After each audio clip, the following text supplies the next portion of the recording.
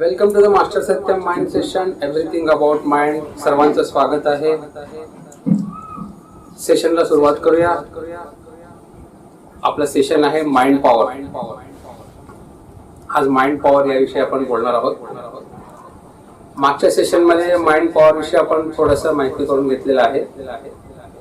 त्यावेळेस थोडा आणखी जाणून घेऊया माइंड पॉवर. मागच्या सेशन मध्ये आपण माइंड पॉवर मध्ये क्लिअर विजन ह्याविषयी बोललो होतो. क्लिअर विजन म्हणजे दूरदृष्टी. एखादा माणूस इथं बसून लाखो मैल दूर असलेला काय होऊ लागलं काय नाही हे बघू शकतो. ह्याचं आपण उदाहरण सकट गेल्या वेळेस घेतलं होतं. ह्याच प्रकारे अजून एक पॉवर आहे माइंडचं. जसं डोळ्याचं पॉवर आहे, डोळे बंद करून सुद्धा तुम्ही जगाच्या कोपऱ्यात कुठं काय ते बघू शकता. तसंच कानाने सुद्धा तुम्ही कुठलीही गोष्ट ऐकू शकता. एक फ्रिक्वेन्सी आहे आपली कानाची, एक फ्रिक्वेन्सी आहे. त्या फ्रिक्वेन्सी मध्येच आपण ऐकू शकतो. जसं डोळ्याचे पण एक फ्रिक्वेन्सी आहे. एक ठराविक लांबीच्या पलीकडे आपण बघू शकत नाही आणि एक ठराविक अंतर जवळ पण आपण बघू शकत. एक फ्रिक्वेन्सीज आहेत, त्याच्या मधल्या फ्रिक्वेन्सी मध्ये आपण पाहू शकतो. म्हणजे ठराविक अंतर लांब. समजा तुम्ही एखादं वस्तू एकदम डोळ्याच्या एकदम जवळ ठेवला तर तुम्ही वाचू शकणार नाही, ब्लर होऊन जाईल. तसंच ती वस्तू डोळ्याच्या एका मर्यादेपेक्षा लांब गेली तरी सुद्धा तुम्हाला ब्लर होते, दिसत नाही. तसंच कानाची सुद्धा एक फ्रिक्वेन्सी आहे. एक ठराविक व्हॅल्यूम पेक्षा खाली जर व्हॅल्यूम ठेवला तर तुम्ही ऐकू शकत आणि ठराविक व्हॅल्यूम पेक्षा जास्त जरी ठेवलं तरी तुम्ही ऐकू शकणार नाही. त्या फ्रिक्वेन्सी मध्ये तुम्ही ऐकू शकता. पण फ्रिक्वेन्सी मध्ये हे तुमची मर्यादा आहे, कानाची क्षमता आहे की तुम्ही तेवढा ऐकू शकता. ह्याचा अर्थ असा नाही की त्या फ्रिक्वेन्सी पेक्षा खाली आवाज नाहीये किंवा त्या फ्रिक्वेन्सी पेक्षा वरती पण आवाज नाही असं नाहीये. त्या फ्रिक्वेन्सी पेक्षा खाली सुद्धा आवाज आहे आणि वरती सुद्धा आवाज आहे. दोन्ही गोष्टी आहेत. पण आपल्या कानाला एक लॉकिंग सिस्टीम आहे, एवढंच आपण ऐकू शकतो. पण कधी कधी ऍक्सिडेंटली काही गोष्टी घडतात. बरेच उदाहरण आहेत. तुम्ही गुगलवर सर्च केलं तर तुम्हाला बरेच उदाहरण मिळेल की गेल्या दशकातच एक व्यक्ती होता ज्याचा ऍक्सिडेंट झाला. ऍक्सिडेंट झाल्यावर त्याला हॉस्पिटलमध्ये भरती करण्यात आलं. हॉस्पिटलमध्ये भरती केल्यावर ठीक आहे, ऑपरेशन वगैरे झालं, त्याला कानाला दुखापत झाली, ऑपरेशन झालं व्यवस्थित. पण जेव्हा तो शुद्धीवर आला तेव्हा त्याचा कान रेडिओ फ्रिक्वेन्सी पकडत होता.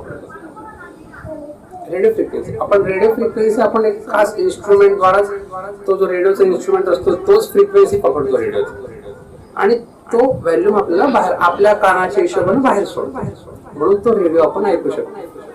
पण त्या व्यक्तीचं ऍक्सिडेंटली काय झालं, फ्रिक्वेन्सी डायरेक्ट रेडिओची फ्रिक्वेन्सी पकडत त्याचा कान, त्यामुळे तो सर्व काही ऐकू शकत होता.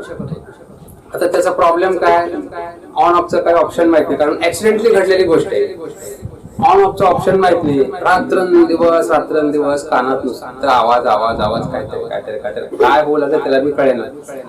मग डॉक्टर लोक आले, विचारले काय झालं, ते म्हणतात असं मला ऐकू येऊ लागलं. मग ते म्हणतात नेमकं काय ऐकू लागलं की हा गाणं मला ऐकू येऊ लागलं. मग तेव्हा रेडिओ फ्रिक्वेन्सी ऑन केल्यावर कळलं की बाबा ह्या रेडिओचा तो फ्रिक्वेन्सी पकडू लागला ह्याचा कान आणि तो ऐकू येऊ लागला. मग परत ऑपरेशन करून त्याचे कानाचे पडदे कायमस्वरूपी बंद करण्यात आले. म्हणजे कारण नॉर्मल फ्रिक्वेन्सीला आणण्याचं काही ऑप्शन अजून सुद्धा माहित नाही आपल्या सायंटिस्टना. कारण असं त्यांनी ऐकलं ना कुठे की असं होऊ शकतं. मग आता त्याच्यावरती संशोधन चालू आहे की असं झालं तर काय करायचं. ठीक आहे, तो भाग वेगळा, आपण नंतर बोलूया. तो तर फ्रिक्वेन्सी आपण बोलतो कानाचं क्षमता. एक फ्रिक्वेन्सी पेक्षा कमी आपण ऐकू शकत नाही, एक फ्रिक्वेन्सी पेक्षा जास्त पण आपण ऐकू शकत नाही. हे लॉक सिस्टीम आहे. जसं डोळ्याचं आहे तसं कानाचं सुद्धा लॉक सिस्टीम आहे. आणि हे जे लॉक सिस्टीम आहे हे निसर्गाने दिलेली आपल्याला देणगी आहे. आपल्याला निसर्गाने दिलेली देणगी आहे. कारण प्रत्येक व्यक्ती जर असंच लांबचा बघत असेल किंवा लांबचा ऐकत असेल तर त्याची क्षमता नसताना सुद्धा त्याला हे देणगी मिळाली तर काय होतं, दुरुपयोग होतो त्याचा. कारण आपलं माइंड असं आहे की चांगलं काम करण्यापेक्षा वाईट कामाकडेच आपलं मन जास्त वळतं. म्हणून निसर्गाने लॉक सिस्टीम केली. त्याच्या पलीकडे पण ऐकू शकत नाही, त्याच्या अलीकडे सुद्धा ऐकू शकत नाही, बस तेवढ्याच फ्रिक्वेन्सी मध्ये ऐकू शकता. मग हे काय, हे पॉवर कसं वाढवायचं, हे पॉवर होण्यासाठी काही साधना असते, काही तंत्र असते, काही मंत्र असते. आपलं माइंड जे आहे ते अगोदर प्युअर करावं, सबकॉन्शियस माइंड क्लीन करावं. मग त्यावेळेस हे नैसर्गिक जे अनलॉक जे आहे ते अनलॉक एक तुमची क्षमता जसं वाढते तसं तो अनलॉक होतो. आता हे एक उदाहरण सकट तुम्हाला सांगतो. आता तुम्ही पालक असाल किंवा तुम्ही पाल्य असाल. समजा तुम्ही पालक आहे, तुमचा मुलगा आहे 5 वर्षाचा आहे. समजा 5 वर्ष असताना तुम्हाला त्याला काहीतरी आणायला पाठवलं, तुम्ही काय करणार, त्याला फक्त 10 रुपीज नाही तर 20 रुपीज देणार, 10 किंवा 20 रुपये देणार आणि तेवढ्यामधल्याच वस्तू आपण त्याच्याकडनं मागून घेणार. एखादं बिस्किट जे काय असेल ते त्या 20 रुपयामध्येच ते मागून घेणार. मग तो जर मुलगा 20 रुपये घेऊन गेला, व्यवस्थित आणला, हिशोब वगैरे व्यवस्थित दिला, तर आपण काय करणार, नंतर त्याची क्षमता बघून त्याला आपण 50 रुपये पण देतो आणि तेवढ्याच वस्तू घेऊन यायला आपण भाग पाडतो. हे एक झालं. नंतर त्याला आता समजा तुमच्या घरापासून तो प्रोव्हिजन स्टोअर जवळ असेल, त्याच्यापेक्षा जरा लांब पण आपण पाठवतो. सुरुवातीला पाठवत नाही, त्याची क्षमता बघून व्यवस्थित आणून लागला मग थोडं लांबच्या मेडिकल स्टोअर मध्ये आपण पाठवतो किंवा हे घेऊन ये, जर सुद्धा तो व्यवस्थित आणला तर आपण 50 रुपयाचं 100 रुपये सुद्धा त्याच्या हातात देऊन पाठवतो आणि व्यवस्थित हे करून देतो. संपलं, स्टॉप. त्याच्यापेक्षा जास्त आपण देऊ शकत नाही. पण तोच आपला मुलगा जेव्हा 15 वर्षाचा होईल तेव्हा आपण 50-100चा विचार करत नाही, कारण त्याला कॅल्क्युलेशन येऊ लागले आणि त्याला जग म्हणजे काय कळू लागलं, रस्ता म्हणजे काय कळते, त्याला ट्रॅफिक म्हणजे काय कळते, ही गोष्टी त्याला कळते. म्हणून आपण त्याला 500 रुपये सुद्धा देऊ शकतो आणि आपल्या सिटीमध्ये कुठेही ते आपण पाठवू शकतो. आता हे पण एक सिस्टीम आहे. आपण सिटीमध्ये त्याला कुठेही पाठवू शकतो, पण सिटीच्या बाहेर नाही पाठवू शकत, कारण तो अजून तेवढा ट्रेंड नाही, त्याला तेवढा अजून नॉलेज नाही. आपण सिटीमध्ये पाठवून कुठं पाहिजे, कोणत्या स्टोअर मध्ये काय आणायचं सगळं आपण त्याला सांगू शकतो आणि तो व्यवस्थित आणू शकतो. मग तोच मुलगा जेव्हा मॅच्युअर होतो, 20-22 वर्षात होतो, तेव्हा आपण त्याला आउट ऑफ सिटी मध्ये जायला सुद्धा परवानगी देतो आणि तेव्हा आपण त्याला पैसे देत नाही. त्याचं स्वतःचं बँक अकाउंट उघडतो, त्याच्या बँकेत पैसे देतो, ATM कार्ड असो जे असेल, कारण तो मॅच्युअर झालेला, त्याची कॅपॅसिटी वाढलेली आहे. त्यामुळे तो काहीही कुठेही जाऊ शकतो, काही आणू शकतो. आपण त्याला आपल्या राज्यात फिरण्यास परवानगी देतो किंवा आपण ज्या राज्यात असतो त्या राज्यावर. पण दुसऱ्या राज्यात जायचं असेल तर परत आपल्याला थोडा काळजी वाटते की आपला मुलगा कॅपेबल आहे का. परंतु 1-2 वेळा तो दुसऱ्या राज्यात सुद्धा जाऊन आला तर आपल्याला वाटतं की ओके, काय प्रॉब्लेम नाही, हा तिकडे पण जाऊ शकतो. त्याच्या पलीकडं राज्य झालं, आपण त्याला फॉरेनला पाठवायचंय तरी परत आपल्याला काळजी पकडते की तिथलं लँग्वेज, तिथलं फूड कसं ते ऍडजस्ट करू शकतो का. परंतु 1-2 वेळा जाऊन तर आपण तो पण निश्चित होतो. ह्याच प्रकारे निसर्गाने आपल्याला कानाचं, डोळ्याचं, हाताचं, श्वास घ्यायचं आणि बोलायचं हे सर्व लॉक सिस्टम केलेलं आहे. तुमची कॅपॅसिटी जसं वाढत जाईल तसंच तो तुम्हाला प्राप्त होत जाणार आहे.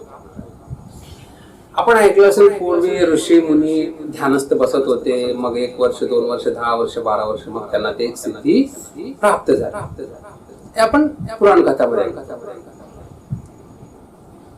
आपण सिद्धी प्राप्त झाली तपश्चर्या केल्यावर असं म्हणण्यापेक्षा आपण आपलं माइंड जर प्युअर ठेवलं, सबकॉन्शियस माइंड जर क्लीन केलो तर तो लॉक सिस्टीम जो आहे तो अनलॉक होतो. आपली कॅपॅसिटी वाढते. एक सिस्टीम आहे, निसर्गाने दिलेली आपल्याला देणगी आहे.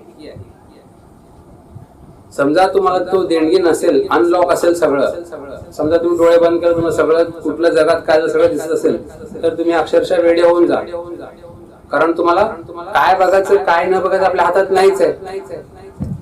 इवन तुम्ही काय विचार करायचं हे पण तुमच्या हातात नाहीये, कारण तुमचं माइंड तुमच्यावरती हावी झालेला आहे. माइंड तुमच्या कंट्रोलमध्ये नाही, तुम्ही माइंडच्या कंट्रोलमध्ये आहात. मग जेव्हा तुम्ही माइंडच्या कंट्रोलमध्ये असता तेव्हा जर हे पॉवर तुम्हाला जर मिळालं तर काय होतं, पॉझिटिव्ह पेक्षा निगेटिव्ह जास्त होतं. मग हे जे सिद्धी आहे त्याच्यामध्ये काय होतं, म्हणजे ते पूर्वी तपश्चर्या वगैरे करत होते, त्याच्यामध्ये काय होतं, त्याच्यामध्ये होतं काय, आपलं माइंड अगोदर कंट्रोलमध्ये, आपल्या कंट्रोल, आपला कॉन्शियस जो आहे ते कॉन्शियसच्या कंट्रोलमध्ये माइंड येतो. मग तेव्हा आपल्याला पाहिजे ते विचार आपण करू शकतो, आपण पाहिजे ते विल आपण करू शकतो, इच्छा व्यक्त करू शकतो, विल पॉवर आपली वाढते, कॉन्सन्ट्रेशन वाढते, मेमरी पॉवर वाढते. हे सगळं कशामुळे, माइंड तुमच्या कंट्रोलवरती आल्यावर. आता नाही होऊ शकत. आता आश्चर्याची गोष्ट सांगतो तुम्हाला, तुम्हाला वाटेल नाही माझं माइंड माझ्या कंट्रोलमध्ये असं तुम्हाला वाटत असेल, पण नाही. आपण एखादा मूवी बघतो, 2 आवर्सचा 3 आवर्सचा मूवी बघतो, एकदा बघितलं इनफ झालं. जर माइंड तुमच्या कंट्रोलमध्ये आहे तर एकदा बघितलं इनफ, सगळं तुम्हाला लक्षात राहायला पाहिजे. तसं कधीच होत नाही. तसं कधी होतंय का, नाही. आपण 2-2 वेळा 3-3 वेळा पाहतो, तरी कोण विचारलं की काय झालं नाही सांगू शकत आपण. हा ते असं होतं, अरे याच्या नंतर काय होतं मला आठवेल. का बरं आठवत नाही. एखादं मूवी आपण टीव्ही वरती लागतो, टेलिव्हिजन वरती 10 वेळा बघतो, तरी सुद्धा आपल्याला नीट आठवत नाही. त्याच प्रकारे आपण पुस्तक वाचतो, विद्यार्थ्यांचा अभ्यास असेल किंवा तुम्ही कथा कादंबरी वाचत असाल, वाचतो आपण एकदा, थोडंसं आठवतं, थोडंसं आठवत नाही. म्हणून तर ना तेच कथा परत परत वाचलं तरी ना आपल्याला प्रत्येक वेळेस नवीन नवीन वाटत असतं, कारण आपला मेमरी जो आहे तो ठीकठाक काम करत नाही. फक्त जसं आपण पेपरमध्ये न्यूजपेपर ठळक बातम्या वाचतो तेवढंच आठवतं, बाकीचं काही आपल्याला आठवत नाही. तसंच आहे, जिथं जिथं आपल्याला इंटरेस्टिंग वाटतं ना तेवढंच आपण आठवण ठेवून घेतो. कथा कादंबरी राहू द्या किंवा एखादं मूवी राहू द्या, एखादा सॉन्ग असेल, एखादा इंटिमेट सीन असेल किंवा एखादं फाईटचं दृश्य असेल, तेवढंच आपल्याला आठवतं, बाकीचं काही आठवणार नाही. कारण आपली मेमरी जी आहे ना कमकुवत आहे. का, कॉन्सन्ट्रेशन नीट नाही. कॉन्सन्ट्रेशन नीट का बरं नाही, तुमचं विल पॉवर ठीकठाक नाहीये, इच्छाशक्ती नाहीये, त्यामुळे एकाग्रता नाही त्यामुळे आठवण राहत नाही नीट.